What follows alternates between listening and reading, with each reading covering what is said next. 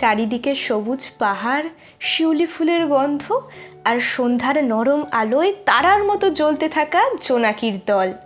এই নিয়ে ছোট্ট একটা গ্রাম শিউলি পাহাড়। সেই শান্ত গ্রামের এক কোণে ছোট্ট একটা ঘরে থাকতো মেঘলা আর তার মা অনন্যা। সেদিন বিকেলের নরম রোদ জানলা দিয়ে ঘরে ঢুকছিল, আর মেঘলা মায়ের কোলে বসে গল্প শুনছিল।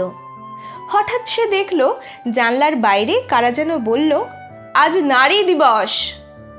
সে অবাক হয়ে মাকে জিজ্ঞাসা করল, সবাই আজ নারী দিবস বলছে কেন? মৃদু হেসে মা বললেন, আগে মানুষ ভাবতো মেয়েরা আকাশে উঠতে পারে না, এখন তারা বুঝেছে মেয়েরাও আকাশে ডানা মেলতে পারে। মেঘলার সাথে সাথে প্রশ্ন, ডানা মেলতে পারে? আমারও কি ডানা আছে মা? মা বললেন, আছে তো।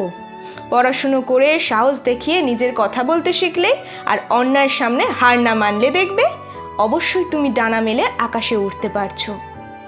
সেই রাতে তার একটাই কথা, আমারও ডানা আছে, আমিও উড়বো, অনেক উঁচুতে যাব। বাইরে বইতে থাকে মৃদু বাতাস, শিউলির গন্ধ এসে লাগে, যেন প্রকৃতিও ছোট্ট মেয়েটির স্বপ্নকে আশীর্বাদ করছে।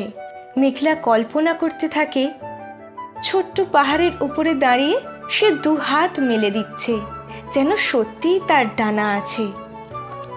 মা তাকে জড়িয়ে ধরলেন, আকাশ ভরে উঠল অসংখ্য তারায়। হয়তো সেই রাতেই আকাশে জ্বলে উঠেছিল একটা নতুন তারা, একটা ছোট্ট মেয়ের স্বপ্নের আলো।